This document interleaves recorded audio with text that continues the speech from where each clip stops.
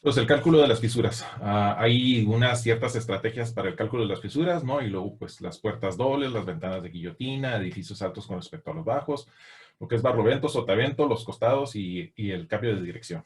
Entonces, la primera tabla es la clasificación de las ventanas para la figura 7.2. Entonces, este es para el que acompaña a la figura. Déjame cambio esto de posición. Okay. Entonces, lo que pasa, déjeme ver, creo que esta es la figura, ¿no? Para que podamos saber de qué estamos hablando. Entonces, de un lado tengo lo que vendría siendo el caudal por la longitud de la fisura. Y del otro lado también lo tengo, pero en unidades. De un lado lo tengo en pies cúbicos por minuto por pie de longitud de la fisura. Del otro lado lo tengo en litros por segundo metro. Y otra vez ese de metro, pues se refiere a metro de longitud de la fisura. Y abajo lo que tengo es un diferencial de presión. Entonces lo que necesito yo primero es saber qué diferencial de presión tengo para saber con cuánta fuerza está empujando el aire. Después de eso veo con respecto a estos valores de K, y entonces ya podría irme ya sea a la derecha o a la izquierda dependiendo de las unidades que yo quiera para tratar de determinar cuál es el valor de la fuga que tengo de aire. Entonces, la cuestión es de que pues son de estas cuestiones que se quedaron también desde hace mucho tiempo. Entonces, pues se acostumbra que estas presiones se dan en pulgadas de agua. Y entonces, pues no sé si ustedes alguna vez han visto que, por ejemplo, toman una manguera transparente, la llenan de agua y entonces los albañiles ponen la manguera de un lado y lo llevan al otro lado y con eso pueden identificar el nivel de que está pues plano, ¿no? De que están al mismo nivel esos dos puntos, ¿no? Es una manera bastante simple de hacerlo, ¿no? ¿Sí lo han visto? Bueno, entonces una cosa muy semejante se hacía con los aparatos donde teníamos entonces la manguera y luego tenía una especie de embudo, entonces soplaba de un lado el aparato y entonces dependiendo de la presión que hacía el aire en esa dirección, podíamos entonces encontrar un desnivel en la altura del agua y entonces por eso se quedó estar midiendo en pulgadas de agua, ¿no? Entonces, otra de las cuestiones, porque la verdad es de que suena como que pues bastante poquito, ¿no? A veces nos salen valores así de 0.04 pulgadas de agua, ¿no? Entonces, la cuestión es de que si ustedes quisiesen soplar agua hacia arriba en un tubo, la altura que podrían llegar de una forma realista sería aproximadamente 12 pulgadas. Si ustedes están tratando de soplar el aire a más allá de esa altura, o sea, tratando de levantar una columna de agua más alto que eso, de 12 pulgadas, les va a costar mucho esfuerzo. La verdad es de que pues sería bastante difícil. Entonces, para que tengan una idea de que, pues sí, aunque parecen pequeñas las cantidades, pero para que estemos hablando de un aparato, pues sí es bastante. Entonces, estas Ks, que aquí lo que nos marcan son varios valores, ¿no? 1, 2 y 6, corresponden a este tipo de ajustes en las ventanas. Entonces, por ejemplo, clasificación de las ventanas. De guillotina con marcos de madera con chapa. Entonces, ventana de ajuste estrecho y nos da un valor de K1, que era el que veíamos que en la gráfica tenía un valor pues más abajo, ¿no? ¿Sí? Este otro, ventana de ajuste media, ¿no? Y ventaja de ajuste flojo, que quiere decir que tiene mucha holgura, ¿no? Y aquí en medio tenemos una especie de descripción. Dice, con burletes, huelgo mediano, fisura de una 64 de pulgada, burletes, huelgo mediano, fisura de un 64 de pulgada. Y luego esta es ahora con burletes y mucho huelgo, fisura de 3/32 de pulgada. Ahora sin burletes, con amplio huelgo, una fisura de 3/32 de pulgada. Y luego otros tipos que se pueden parecer, ¿no? Ventanas de ventilas de madera con burletes y ventanas sin toldo, ventanas de ventilas de metal con burletes, todos los tipos de ventanas deslizantes verticales y horizontales con burletes. Nota, si es de huelgo mediano, la fisura de 1,64 de pulgadas, esta podría ser una ventana de ajuste estrecho. Ventanas de ventila con marco metálico sin burletes. Nota, si tiene mucho huelgo, fisura de 3/32 de pulgada, esta podría ser una ventana de ajuste suelto. Y luego ventana deslizante vertical u horizontal sin burletes. Entonces, pues dependiendo de la característica que tengamos de la ventana, escogeríamos un valor de K y entonces dependiendo de eso y de la presión que ya debimos de haber calculado anteriormente, pues entonces podemos determinar qué cantidad de fuga tenemos por longitud de fisura. Entonces la longitud de fisura tenemos que andarla calculando también. Ahorita vemos cómo se hace eso. Entonces, ahora esta es la clasificación de las puertas para la figura 7.2. Entonces, utilizando la misma figura, ¿no? Esta figura de 7.2, pero ahora este es el tipo de ajuste que corresponde a diferentes puertas y entonces pues hay que leer cada uno de estos valores, ¿no? Este es estrecho, este es mediano, este es flojo y son las diferentes características que pueden tener las puertas, ¿no? Entonces, cuando ustedes identifican que una puerta o una ventana tiene una de estas características, pues eso les indica qué valor de K es el que deben de utilizar para cuando entran ustedes a su figura. Clasificación de los muros de cortina, entonces estos tienden a ser pues los muros que se utilizan en edificios grandes. Entonces, coeficiente de infiltración 0.22, 0.66 y con una K de 1.30. Entonces, descripción, pared bien ajustada, pared de ajuste mediano, pared de ajuste flojo. Construcción del muro de cortina, construida bajo estrecha supervisión de las juntas de la pared. Cuando los sellos de las juntas parezcan inadecuados, debe construirse de nuevo.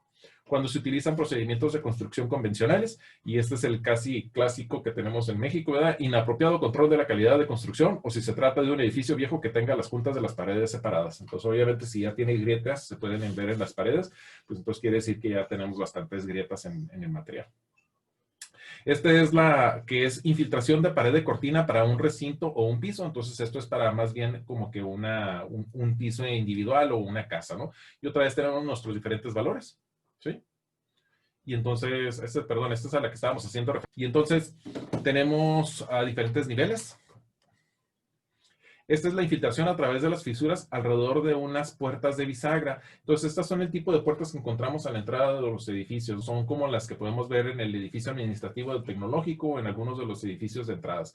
Entonces, también el edificio de administrativo, pues ese tiene está un poquito más cerrado, un poquito más sellado. Hay un poquito menos de tráfico ahí, ¿no?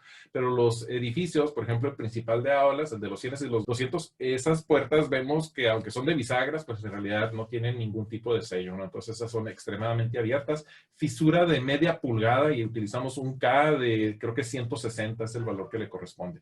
Entonces, si tenemos una fisura de 1/4 de pulgada, de 1/8 de pulgada o 1/6 de pulgada con una K de 20.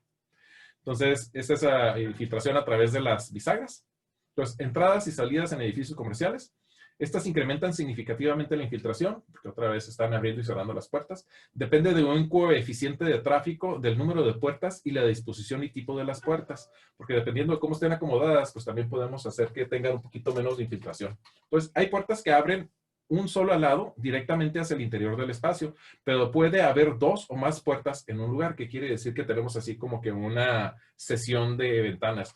No sé si alguna vez han entrado, por ejemplo, a Misiones y entonces ven que tienen una especie de cubito a la entrada. Entonces también tienen 2 puertas, una de cada lado, y luego tienen unas siguientes 2 puertas. Y lo que hacen a veces es de que abren la de un lado de afuera y luego abren la otra, pero de la parte que está en la parte interior. Entonces el aire tendría que estar haciendo una vuelta así para poder entrar o salir del edificio, y esa es una manera como también tratan de contrarrestar las fugas del aire climatizado, ¿no?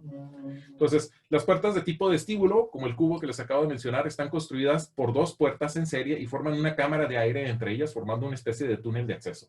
Es frecuente que estas se presenten como 2 pares de puertas tipo vestíbulo en serie. Entonces, para este tipo de tráfico, utilizamos esta otra gráfica.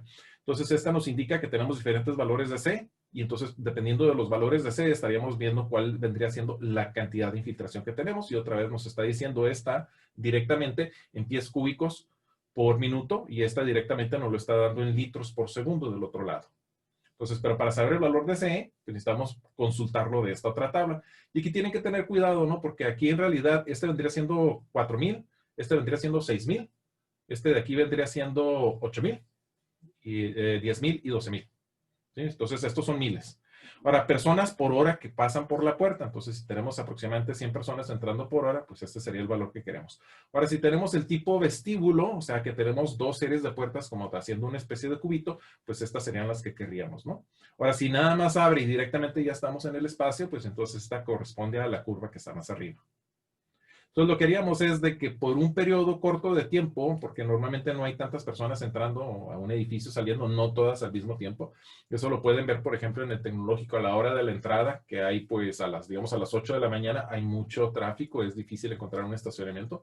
Lo mismo sucede como a eso de las 5 de la tarde, no hay mucho tráfico en el estacionamiento. Entonces, de igual manera, esperaríamos que a ciertas horas tengamos mucho tráfico de personas que estuviesen entrando y saliendo del edificio. Entonces, pues esas serían las horas pico en las cuales tendríamos que hacer nuestro cálculo, ¿no? El resto del tiempo, pues tendríamos un flujo más, pues digamos, estable, corto.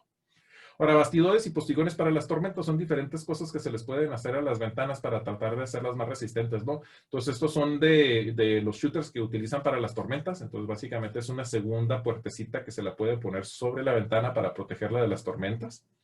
Hay otras que son, por ejemplo, estas que son de aluminio, que son desplegables, o estas otras que son así también como que desplegables, pero son un poquito más armables, digamos que hay que ensamblar una por una, ¿no? Estas por lo menos pues son de las que como tipo persiana, ¿no? Pero en el exterior de la casa. Entonces, si se usan con fisuras y valores de K iguales a las ventanas que protegen, se reduce la infiltración en 35%. Entonces, si la calidad de estas es parecida a la calidad de las ventanas, entonces tenemos una reducción en la infiltración del 35%. Entonces, pues eso habría que también tomarlo en cuenta, ¿no? La caracterización entre edificios altos y edificios bajos, ¿no? Entonces, hay edificios altos, el efecto de chimenea es más importante. La infiltración a través de las paredes, puertas, ventanas suele ser relativamente grande, aproximadamente el doble, ¿no? También se debe de considerar los efectos de la presión. La distribución de las fisuras tiende a ser uniforme porque tienden a tener mayor área y entonces eso hace que tengamos una especie de promediado de las fisuras. Ahora, pero para los edificios bajos no tenemos tanta área.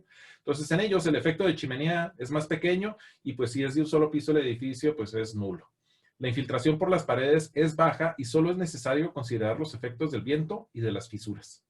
La distribución de las fisuras tiende a ser muy importante porque otra vez no tiende a ser homogéneo y pues como no es, digamos, tan grande el área, entonces no tenemos una manera en realidad de promediarlo. Ok, entonces tenemos la distribución de las fisuras. Típicamente no están distribuidas de manera uniforme en todos los lados de un edificio, particularmente en los edificios de poca altura. En general, el aire que entra a un edificio es igual al que sale, entonces esa es una manera de hacer los cálculos, ¿no? Yo no puedo hacer que se infle un edificio como si fuera un globo y no puedo hacer que se, digamos, comprima el edificio, pues otra vez como un globo, ¿no? Entonces, tienen el mismo caudal típicamente a la entrada y la salida. Sin embargo, si la construcción tiene muchas particiones y la construcción es ajustada, el viento que entra puede generar una presión positiva en el interior y así reducir la infiltración. Entonces, es una manera como se podría tratar de detenerlo si es que está entrando, ¿no? Si el viento le pega al edificio a campo abierto, o sea que no tiene obstrucciones algunas, ese es el tipo de construcción muy común que hay en Estados Unidos, donde está una casa aquí y luego mucho espacio y otra casa. No es el tipo de construcción que típicamente tenemos en México, donde el edificio de enseguida tiende a dar un poquito de protección de viento para el edificio en el que estamos, aunque en ciertas circunstancias puede funcionar para que haga como que canales donde fluye el aire un poquito más rápido, ¿no? Entonces tiene unas características muy extrañas. Pero bueno, si el viento le pega al edificio a campo abierto sin obstrucción alguna, se necesita considerar un incremento de entre el 10 y el 20% en la infiltración. Y esto es debido a que pues, se dice que está a campo abierto el edificio.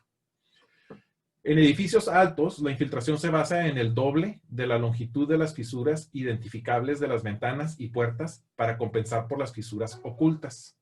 En general, se considera que el viento que entra a un cuarto por infiltración en el lado de barlovento, o sea, el lado donde tenemos el aire golpeando, es igual al que sale por el sotavento, el que está de la parte de atrás de donde pega el viento. Y por lo tanto, solo se debe de considerar solo la mitad de las fisuras que se determinen en ese cuarto para el cálculo de infiltración.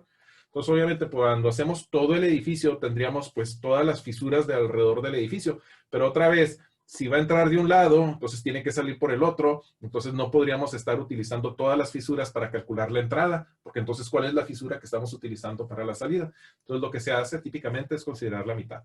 Ahora, cuando se considera un solo cuarto con una pared expuesta, se utilizan las fisuras de la pared expuesta. Para un cuarto con dos o más paredes expuestas, se toman las fisuras de la pared con más fisuras, pero en ningún caso se toma menos de la mitad de las fisuras del cuarto entero.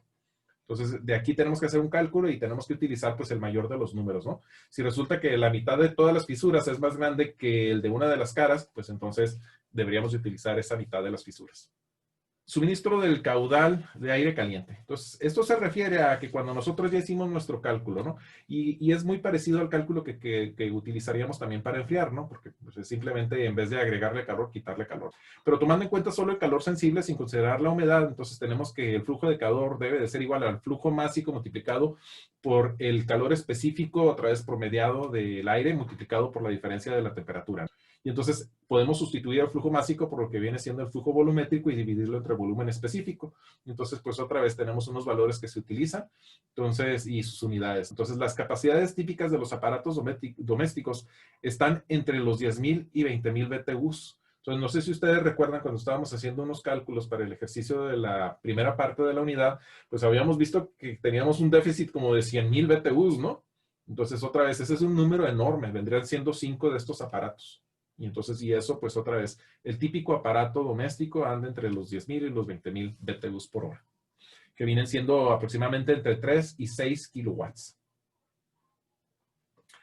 A cada cuarto espacio se le debe de suministrar una cantidad de aire caliente que es proporcional a la pérdida de calor que este sufre. Entonces, si yo tengo un aparato que va a suministrar, digamos que a 5 cuartos, le voy a distribuir yo calor. Entonces, lo que tengo que hacer es saber cuánta pérdida tengo por cada uno de los cuartos y tratar de ajustar entonces para que se le suministre la cantidad de calor que requiere para ese cuarto.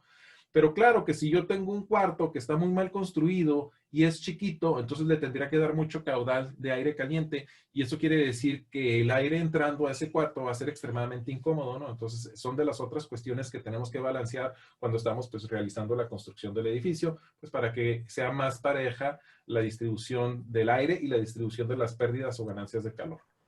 Si se considera que los cuartos de barlovento deben ser suministrados con aire caliente, ya que el viento procederá hacia el sotavento, pueden surgir problemas cuando el viento cambie de dirección. Entonces, es decir, que yo tengo la idea de que el cuarto que está enfrente, donde le pega el viento, le tengo que suministrar más aire caliente. Entonces, si yo hago mis ajustes para que específicamente se logre esto, entonces, ¿qué va a pasar si me cambia el aire de dirección? Entonces, ahora el que era sotavento va a ser el barlovento y entonces por ahí va a estar entrando el aire fresco y entonces ahora voy a estar suministrando el aire caliente al cuarto que va a estar inmediatamente perdiéndolo hacia el exterior. Entonces hay que tener también un poquito de consideración en cuanto a cómo vamos a hacer esta distribución. Pero eso ya es muy específico y muy particular de una construcción o de un edificio. Los cuartos que estaban en el barlovento pueden calentarse demasiado mientras que los demás se enfrían. Se puede usar el valor de infiltración para cada pared como si estuviese en el barlovento, considerando la mitad de las fisuras, luego agregar las pérdidas por infiltración después de las por transferencia de calor y luego usar un factor de exposición del 15%, o sea, multiplicarlo por 1.15 para la pared expuesta. Otra vez despacito. Se puede usar el valor de infiltración para cada pared, como si estuviese en el barlovento. Entonces voy a considerar que cada pared está en el barlovento y voy a ver cuánto me debería de tener de infiltración. Considerando la mitad de las fisuras, entonces a esa pared le parto a la mitad las fisuras.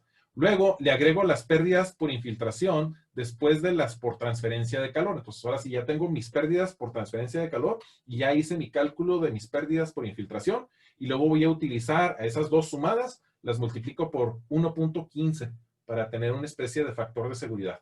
Y entonces ese es el valor que utilizaría. Entonces eso consideraría como que para cada uno de los cuartos. Entonces, al final, cuando sume todo, pues estaría como que utilizando un factor de seguridad de 15% por lo menos. A lo mejor ya estaríamos cuando consideramos que nada más entra de un lado y sale del otro.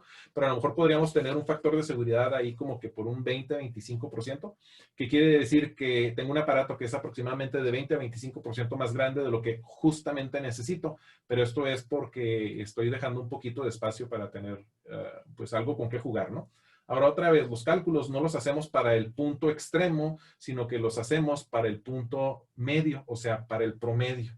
Entonces, la verdad es de que ese 20% o tal vez un poquito más, pues lo necesitaríamos en el momento más frío o en el momento más caliente, dependiendo de si estamos hablando de aparato de refrigeración, ¿no? Pero en el momento más extremo, pues ese es de 15 que le pongo por pared, que para el edificio completo vendrá dándome pues algo así como 20 y 25% de holgura, ¿no? Edificios calentados intermitentemente, ya había creo hablado de esto un poquito, ¿no? Pero algunos edificios no son calentados durante los fines de semana, en las noches o durante ciertas horas del día. Volver a calentar un edificio que se ha enfriado requiere de más calor. Puede ser entre 50% más a 200% más, pero ese es 200% más. O sea, quiere decir que del original sería 3 veces, multiplicarlo por 3. 50% más, pues es simplemente 1.5, ¿sí? Multiplicarlo por 1.5. Pero para tener 200% de extra, tendría que multiplicarlo por 3. Y entonces, pues eso quiere decir que tendría el aparato trabajando muchísimo más tiempo. Especialmente si se quiere lograr en poco tiempo y o el edificio contiene o está hecho de mucha masa con un alto calor específico. Y esto otra vez viene siendo la masa térmica del edificio. Si yo tengo muchas cosas en el interior que pueden absorber mucho calor sin cambiar de temperatura, entonces ese calor específico me va a implicar a mí que tengo que gastar muchísima energía para poder hacer que se levante la temperatura del edificio o que se baje si estamos hablando otra vez de refrigeración, ¿no? Entonces, La idea es de que pues tal vez no lo dejo funcionando a las condiciones de confort humano todo el tiempo, pero tampoco permito que se vaya a disparar la temperatura, ya sea hacia abajo o hacia arriba, porque entonces no voy a poder lograr hacer que el espacio tenga dentro de un marco de tiempo razonable, pues un confort que pueda soportar las personas. Entonces, es el clásico que llega uno a un lugar de trabajo y está heladísimo o está muy caliente, y cuando ya le toca a uno o ya es la hora de irse del trabajo, es cuando ya está cómodo el clima, ¿no? Y eso tiene que ver con la masa térmica del espacio. Entonces, la solución es no permitir que el edificio se enfríe completamente. Entonces, volver a calentar el edificio hace que los aparatos se sobrecarguen y funcionen a una eficiencia inferior, o sea, todavía hace que funcionen todavía peor. Calentar el edificio con suficiente anticipación de ser ocupado. Mantener el edificio a una temperatura si la masa, calor específico son muy altos. Entonces, si son demasiado altos estos valores, entonces pues mejor sería tratar de mantenerlos siempre a la temperatura de confort. Ahora, fuentes auxiliares de calor. Se debe estimar la cantidad de calor generado por las estufas, los calentones, chimeneas, o sea, verdaderas chimeneas que tengamos en el espacio, aparatos de calefacción, equipos mecánicos, eléctricos o iluminación. Entonces, pues, creo que la mayoría de ustedes son electromecánicos y ustedes saben que cuando tienen un motor eléctrico, pues tienen una eficiencia. Esa eficiencia que ustedes pierden típicamente quiere decir que se está convirtiendo en calor. Entonces, esa energía se convierte en calor que estaría calentando el espacio. Entonces, dependiendo de si ustedes lo quieren considerar para verano o invierno, pero deberían de considerar estos valores, ¿no? Porque les pueden ayudar o les pueden perjudicar. Esta estimación debe incluir la razón de uso, y entonces esto se refiere a que si tienen un aparato que genera mucho calor, pero nada más se usa, digamos, 30 minutos en un lapso de 24 horas, pues entonces ese valor se debería de utilizar como un promedio. El calor generado por motores eléctricos se estima. Entonces, es lo que viene siendo la entrada de lo que el equipo está proporcionando, lo que viene siendo y la ganancia, ¿no? Entonces, ahí hay un valor que se utiliza para hacer los cálculos. Entonces, también otra vez, ese es el que si ustedes tienen el motor de la salida o tienen el aparato de la entrada, y entonces la ganancia de calor estaría dada por ese valor. Otra manera de hacerlos es la última ecuación, considerando ya también eficiencia del equipo. El calor generado por la iluminación o los calentadores eléctricos se estima, dependiendo, dice que la ganancia de calor vendría siendo igual a la capacidad en watts multiplicado por este valor, ¿no? Para tratar de hacer la conversión a BTUs por hora, porque típicamente, hasta en Estados Unidos, los focos se dan en watts, por ejemplo. Entonces esto ya se vuelve un poquito complicado porque últimamente pues hemos cambiado mucho la iluminación, ya no se utiliza incandescentes, sino que se utilizan ya sea luz blanca o se utilizan LEDs, y estos pues tienden a generar muy poquito calor, y entonces pues hay que tomar en cuenta esos cambios. El calor generado por los ocupantes. Entonces ya habíamos dicho que si estamos en un determinado espacio y entonces las personas pueden generar calor, dependiendo de qué actividades estén realizando. Entonces aquí tenemos un recordatorio de los rangos. Esto lo habíamos visto pues más al principio del semestre, ¿no? Entonces si se les dijese que tenemos digamos, un cine donde las personas van a estar sentadas y sabemos que la capacidad del cine son de 300 personas, entonces nos podrían dar algo así como que el promedio de personas que están en una función, y entonces en base a eso podríamos nosotros determinar cuánta calefacción o refrigeración necesitamos para ese espacio. Igual para un espacio de oficinas, dependiendo del trabajo que se esté haciendo. Y también, por ejemplo, si están en una área de, digamos, una maquiladora, donde pues las personas estén haciendo trabajo pesado, cargando, deteniendo, entonces pues también tendrían diferentes necesidades de confort. Y entonces estas cosas también se deben de tomar en cuenta para cuando ya están haciendo sus últimos cálculos. Lo que pasa es de que estos se vuelven muy específicos para el área o el lugar en el que ustedes estén trabajando, pero no se me hace que sean muy complicados los cálculos, o no, o sea, pues no tiene mucho chiste, ¿no? Uno cuenta cuántos focos de cuántos watts tiene, y entonces uno puede calcular también cuánto tiempo están prendidos los focos, y en base a eso puede uno determinar pues la cantidad de calor que le van a generar estos aparatos, ¿no? Igual para digamos, un motor eléctrico o para cualquier otro tipo de aparato que se esté utilizando. Incluyendo también se pueden hacer los cálculos, pues por ejemplo, para las televisiones, si uno sabe cuáles son estos valores. Entonces, estos valores promedio, entonces ahora para ver las tablas, por ejemplo, la 4.1 y la 8.7. Entonces, los ductos expuestos a la intemperie requieren de aislamiento. En muchas partes, los ductos se encuentran en el exterior del edificio. Ahora, pues, se está cambiando un poquito más de tal forma de que un mínimo de los ductos estén afuera del área acondicionada. Pero cuando están afuera, entonces van a requerir de una cierta cantidad de aislamiento. Entonces, si tenemos este tipo de diferencial de temperaturas, entonces, pues, no requiere, ¿no? Y ese es el tipo de R que se recomienda, ¿no? Otra vez, R vendría siendo, digamos, qué tanto aislante le ponemos. Y como vemos, ¿no? En las unidades americanas, 5, pues 5 viene siendo la tercera parte de 15, y habíamos quedado que 15, un R de 15 es un valor muy bueno. Entonces, pues mínimo deberíamos de tener algo así como que la tercera parte cuando estamos en estos rangos de temperaturas, o una diferencia de 40 grados Fahrenheit o una diferencia de 22 grados centígrados. Entonces, acá también tenemos los valores de la R, pero en las unidades del sistema internacional. Ahora, la pérdida de calor se estima, y esta es otra vez la ecuación que ya habíamos utilizado, ¿no? Yo tengo un caudal de calor que viene dando por el coeficiente de transferencia de calor global, que fue lo que vimos en la primera parte, multiplicado por una área de superficie que está expuesta y luego multiplicado por el diferencial de temperatura, ¿no? Entonces, esto es una repetición de la ecuación que ya habíamos visto, que también se puede aplicar entonces para los ductos. ¿Por qué son importantes los ductos? Porque obviamente en el ducto es donde vamos a tener ya sea la temperatura más alta o la temperatura más baja, porque eso es lo que está haciendo el aparato, ¿no? Proporcionarnos la refrigeración o la calefacción. Entonces, en esos puntos es donde tendríamos un diferencial de temperatura muy alto y pues obviamente si no lo tenemos aislado, pues generaríamos muchísima pérdida. ¿De qué están hechos los ductos generalmente? De metal.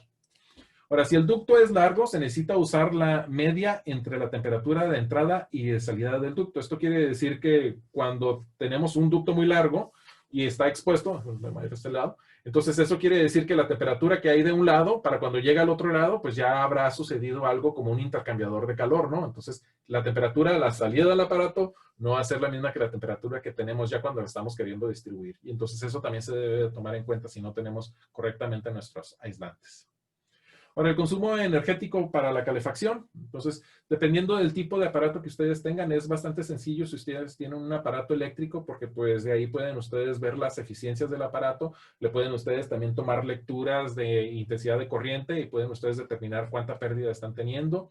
También hay maneras de que ustedes tratan de utilizar unas cámaras infrarrojas para determinar la temperatura de los diferentes aparatos. Entonces, pero ahora, ¿qué pasa cuando están utilizando algún tipo de combustible? Entonces, obviamente, cuando ustedes queman algo, ese combustible tiene una capacidad calorífica, ¿no? ¿Cuánto calor les puede ustedes proporcionar? Entonces, el consumo de energéticos para calentamiento de residencias es casi directamente proporcional a la diferencia de la temperatura exterior de 65 o aproximadamente 66 grados Fahrenheit. Cuando la temperatura exterior es de 65 grados Fahrenheit, prácticamente no se requiere de consumo eléctrico, ¿no? Porque tiende a haber como que condiciones de confort que podemos soportar, ¿no? Esto es un poquito más típico para condiciones de Estados Unidos, ¿no? México en general tendemos a tener unas temperaturas un poquito más altas que esto, excepto en algunas zonas como, pues, por ejemplo, al norte de México y en la sierra, donde, por ejemplo, puede bajar muchísimo la temperatura, ¿no? Entonces, de aquí es de donde se utilizan estos valores para tratar de hacer una estimación. Entonces, se utiliza el de 1 grado día. Se acumula por cada grado que en promedio de 24 horas la temperatura exterior está por debajo de los 65 grados Fahrenheit. Este es el que se utiliza en Estados Unidos. En Europa utilizan un valor ligeramente diferente, pero es el mismo concepto. Si por 30 días la temperatura promedio de 24 horas es de 50 grados Fahrenheit, entonces tendríamos la diferencia de 65 menos 50 multiplicado por los 30 días y me daría un total de 450. Entonces, este es el valor que se va acumulando a través de todo el año y entonces ese es el valor que habíamos visto en una de las tablas de la primera parte de esta unidad. Es una indicación de qué tan frío está o de qué tanto calentamiento se va a requerir, porque otra vez, si estoy en 65, eso normalmente quiere decir que voy a gastar muy poquito para tratar de mantener mi confort. Pero si estoy con una diferencia más grande, entonces eso acumulado por varios días me podría dar una indicación de qué tanto energético voy a requerir para calentar durante el periodo frío o también en otros conceptos, ¿no? Para un tiempo caliente. Ahora, la cantidad total de energético requerido para una temporada se calcula sin considerar las eficiencias por el QT multiplicado por los grados días, multiplicado por el periodo de los 24 horas día, y entonces entre la diferencia de las temperaturas por la capacidad del energético. La capacidad del energético, pues ahí es donde ya se vuelve interesante, de si estoy utilizando gas o estoy utilizando, no sé, propano o estoy utilizando queroseno, etc. Entonces, la cantidad de energético necesario para cumplir con la carga térmica se calcula, y aquí tenemos la fórmula, ¿no? De QF es igual al flujo del energético, del combustible, multiplicado por el valor calorífico del combustible, SHB, y luego multiplicado por la eficiencia del horno. Entonces, ustedes saben, o a lo mejor no están conscientes, pero cuando ustedes tienen una calefacción, entonces hay un intercambio entre el aire que está circulando en el interior del edificio y lo que vienen siendo los gases de la combustión. Entonces, los gases de la combustión van a estar altos en CO2 y entonces podrían ser venenosos y por lo tanto esos son parte del escape del sistema. Entonces, yo tengo que separar el aire que se está usando para climatizar el espacio del aire que se está utilizando para llevar a cabo la combustión. Entonces, el aire de la combustión, o sea, los desechos de la combustión que están saliendo del sistema están a una alta temperatura. Y ese calor que se está perdiendo de los gases que están saliendo de la combustión, ese calor no lo voy a poder aprovechar yo para calentar mi espacio. Ahí hay unos aparatos en realidad ahora que lo que hacen es de que generan o tienen una especie de intercambiador de calor, de tal forma que el aire que está entrando del exterior fresco para reemplazar el interior del recinto, ese pasa por un intercambiador de calor con el gas que está saliendo de desecho de la calefacción. No se mezclan, ¿eh? Otra vez, este es un intercambiador de calor que tiene diferentes cámaras, no permite que se mezclen los gases, pero lo que sí permite entonces es de que haya un intercambio de calor, de tal forma que el aire fresco del exterior que está entrando al espacio se precalienta antes de que llegue en sí a la calefacción. No sé si me expliqué porque fue medio larga la explicación. ¿A alguien le quedó duda de eso? Ok, voy a seguir adelante. Entonces, estos valores de HB, o que lo que viene siendo el valor calorífico del combustible, entonces, por ejemplo, para el gas natural, que vendría siendo metano, ¿no? CH4, que es el típico que ustedes utilizan en sus casas, tiene un valor de calorífico de 913 BTUs por pie cúbico, o lo que viene siendo 21.500 BTUs por libra masa. Y entonces, esto también en las unidades del sistema internacional vendría siendo 34 kilojoules por litro o 50 megajoules por kilogramo. Entonces, para esto también, pues estamos tomando en cuenta una determinada presión del aire, ¿no? Una determinada presión de suministro del gas natural. Para un aparato doméstico de metano, su eficiencia es típicamente entre 80 y 90%. Quiere decir que el 20% del calor de la combustión se desperdicia en los gases de desecho, entre 20 y 10%. Y esto es en buenas condiciones. Si tenemos un aparato que ya se le ha acumulado, digamos, el hollín de la combustión, entonces no vamos a tener una correcta transferencia de calor y entonces quiere decir que vamos a estar haciendo, pues perdiendo todavía más calor del que consumimos, ¿no? Entonces sí es muy importante que se le dé el mantenimiento al equipo. De lo contrario, esta transferencia de calor dentro del aparato no va a funcionar correctamente, ¿eh? Okay. Las capacidades típicas de aparatos domésticos están entre los 10.000 y los 20.000 BTUs, que otra vez es como que 3 a 6 kilowatts. Y luego por cada libra o digamos gramo de metano se producen, y esta es la relación de moléculas, ¿no? De 44 sobre 16 libras de gas de CO2. Entonces esto quiere decir que por cada libra que yo consuma de metano, voy a estar produciendo, y ahí es la relación 44 entre 16, ¿no? Es la proporción de gas de CO2. Entonces, se puede producir unas cantidades bastante grandes de CO2, ¿no? Tenemos por ahí un cálculo más al final. Entonces, aquí vienen unas tablitas que nos indican, pues, diferentes capacidades de calentamiento de diferentes tipos de combustibles, ¿no? Aquí tenemos carbón. Aquí también tenemos, no, perdón, estas son así las capacidades de calentamiento, los valores bajos y el volumen específico de estos valores, ¿no? Y aquí tenemos su molécula, ¿no? Entonces tenemos diferentes tipos de combustibles, algunos de ellos son, por ejemplo, el monóxido de carbono, pues no precisamente lo utilizamos como combustible, pero también tiene unas ciertas capacidades, ¿no? Unas ciertas proporciones. Entonces aquí vemos el metano, que anda entre los 23.875 y los 21.495. Esos son los valores como que intermedios. Y ahora que tengo otra tablita que básicamente nos está dando los mismos valores, pero viene de otra fuente. Entonces acá también hay otra página donde podríamos encontrar un poquito más de información al respecto. Bueno, entonces la idea es de que cuando ustedes, digamos, es muy común que se construya, digamos, o que encuentren una casa que tiene el frente de la casa apuntando, digamos, al este. Entonces, eso quiere decir que por lo general, durante la mañana de todos los días, de todo el año, le va a estar pegando el sol a ese frente de la casa durante la mañana. Entonces, es muy común que esos frentes en las mañanas estén bastante calientes. Lo que también sucede en estas casas es de que cuando pasa el sol y ahora el sol se está poniendo, entonces el sol ahora va a pegar en la parte de atrás de la casa. Entonces es muy común entonces que en la mañana enfrente esté caliente y atrás esté frío. Y cuando ya es la tarde, entonces en la parte de atrás esté caliente y en la parte de enfrente esté frío. Entonces, dependiendo de si estamos hablando de verano o invierno, pues entonces a lo mejor en invierno nos conviene el lado calientito, pero eso quiere decir que entonces el lado opuesto va a estar helado. Ahora, si estamos en invierno, entonces el lado, perdón, al revés, si estamos en verano, entonces la parte donde le pegue el sol va a ser muy incómodo, ¿no?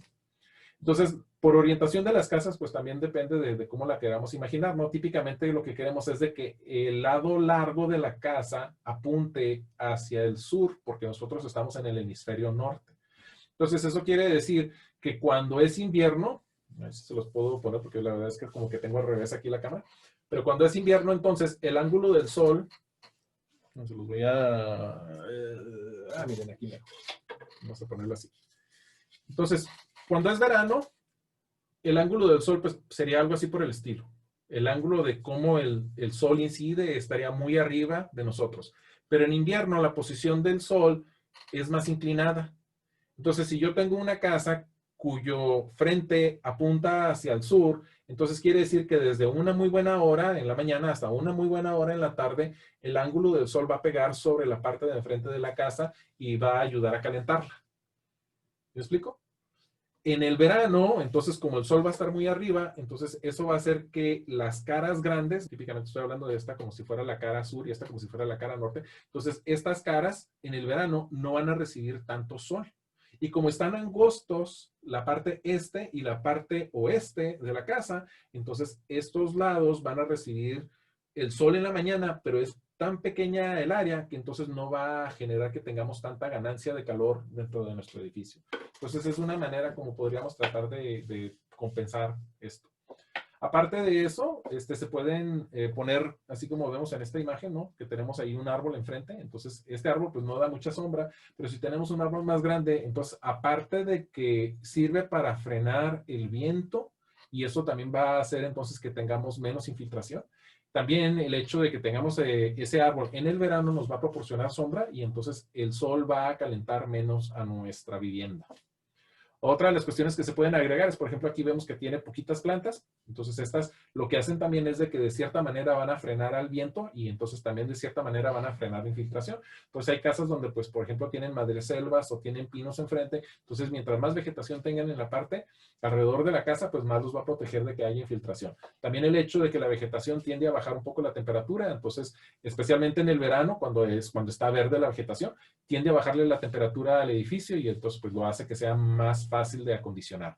En el verano típicamente, en el invierno típicamente, pues las plantas pierden sus hojas y entonces eso permite que el sol pegue más directamente sobre el edificio, pero las ramas que quedan también ayudan de todas maneras a frenar el viento para que no tengamos tanta infiltración. Otra de las características que pueden ayudar es esto de que tengamos el pretil, ¿no? Lo que yo les decía, este pedacito que sale del techo hacia afuera. Entonces eso también permite, ¿no? Hagan de cuenta que como si fuera el pretil, ¿no? Entonces si el sol está pegando en esta dirección, entonces me va a generar una sombra en esta área. Pero si entonces en el invierno ahora el sol tiene este ángulo, entonces el sol va a permitir que se caliente esta parte de la pared. Entonces es otra manera como podemos incrementar o disminuir los efectos de, pues, tanto del frío como del sol, ¿no? Otra de las características es de que si ustedes tienen ventanas que están expuestas, entonces pues ponerle los postigones sería una buena idea. Otras ideas que se han utilizado es, hay unas capas reflectivas que son especies de polarizados. Entonces no es el polarizado normal para que se vea oscuro, ¿no? Sino son unos polarizados especiales que lo que hacen es de que sirven como polarizado, pero para la luz infrarroja. Entonces, a nuestro ojo se ven invisibles o transparentes, pero entonces sirven como una barrera para que el calor no entre o salga. Entonces, también eso hace que sean más eficientes. El problema es de que tienden a ser caras. Otra de las cuestiones, ya si tienen uno bastante dinero, pues sería cambiar las ventanas para tener ventanas de doble vidrio, ¿no? Otra de las cuestiones es de que también sellar todos los huecos, todas las infiltraciones, todos los holguras que haya entre la ventana o las puertas, también eso va a prevenir para que no tengamos infiltración. Después de eso, pues entonces ahora sí ya estaríamos hablando de los aislantes, que se le puede poner en la parte exterior una especie de enjarrado. Hay unos enjarrados que son como de cal, que también funcionan bastante bien. O el enjarrado normal de cemento, pero tiene poliestireno, capas que son como placas que venden de diferentes grosores y de diferentes densidades, que también permiten que se haga mejor aislante de la casa. Otra opción sería en el interior de la casa, entonces armar, digamos, esqueletos falsos o paredes falsas, típicamente ya sea de triplay o de tabla roca, ¿no? Sheetrock, le decimos típicamente, y en el interior poner fibra de vidrio, ¿no? Esas que son como colchones rosas, ¿no? Es el color más típico que hay de las fibras de vidrio. Otras de las cuestiones sería en los techos también. O sea, hay unos productos que se pueden agregar para poder hacer otra vez como que poliestireno, ya sea unos que son de placas y otros que son como una espuma que se rocía y luego se endurece. Entonces son diferentes maneras en las que se pueden hacer las correcciones. No sé si tengan dudas, preguntas o comentarios. Nos quedan como 4 minutos. Pero el problema es de que poliestireno no es a prueba de incendio, cosa que a veces sucede con la fibra de vidrio. Hay fibras de vidrio que sí lo son, ¿no? Entonces, el poliestireno sí puede arder y cuando arde genera gases tóxicos. Entonces, hay que tener un poquito más de precaución, especialmente si se instalaron las placas de poliestireno en el interior de la casa, de que pues sería una buena idea tener extinguidores a la mano y pues tener cuidado de que no vaya a haber pues algún corto que vaya a provocarles ahí que se vaya a querer quemar, ¿no? No vayan a tener velas cerca tampoco de ahí.